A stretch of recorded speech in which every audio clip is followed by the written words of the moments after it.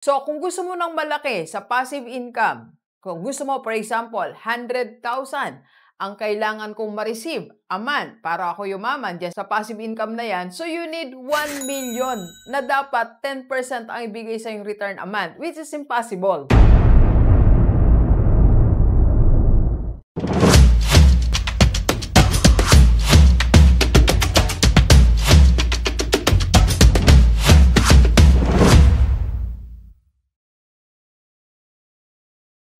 Believers, hindi ka yayaman sa passive income. Let's go, let's go. Alam ko po, lahat tayo gusto natin magkaroon ng passive income. Tama po? Alam nyo, matagal ko na rin pangarap na magkaroon ng passive income. Pero ang katotohanan, hindi tayo yayaman sa passive income. Okay? Doc, bakit mo nasabi? Ganito po yan. Pag sinabi natin passive income, meron tayong dumadating na income. Tama po? Na unti-unti, kahit konti, pero at least wala tayong ginagawa. Okay? But the real talk is ganito.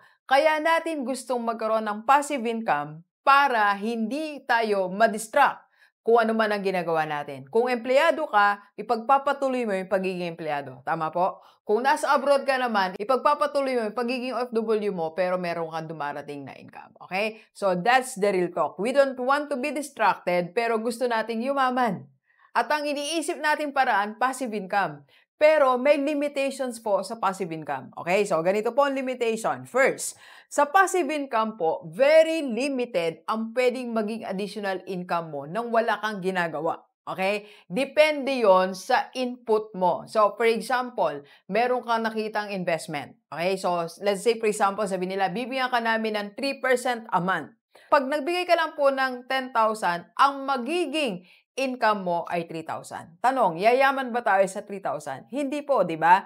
So, kung gusto mo ng malaki sa passive income, kung gusto mo, for example, 100,000 ang kailangan kong ma-receive a month para ako yumaman dyan sa passive income na yan, so you need 1 million na dapat 10% ang ibigay sa yung return a month, which is impossible. Okay? So, ang sinasabi ko po, hindi talaga tayo makakakuha ng malaking pera mula sa passive income. Lalo kung maliit lang po ang ating perang inilalagay o ipinupuhunan. Okay? So, second po, pag tayo nagdepende sa passive income, hindi na tayo mag-explore ng iba't ibang opportunities. Sayang yung galing mo. Sayang yung talent mo, sayang yung opportunity na meron ka na pag na-explore mo, mas mabibigyan ka ng malaking halaga kaysa sa passive income na inaasam natin. Okay? So, anong dapat natin gawin, Doc? Ito po suggestion ni Rockstar. Pero bago yan, magkape tayo. Kape po tayo. And we are inviting you po sa lahat ng mga gustong magpa-coach sa business. Pwede po tayong face-to-face or online. PM lang sa personal FB ni Doc. And of course, may seminar tayo kung paano ba tayo magkaroon ng investment sa mutual fund at paano mag-avail sa Kaiser. Kaiser 3-in-1 po yan. May healthcare, life protection, and investment. Okay? Alright, so ito po ang challenge. So, ang challenge ni Doc is don't look for passive income. Okay? Rather, do these 4 things. Okay?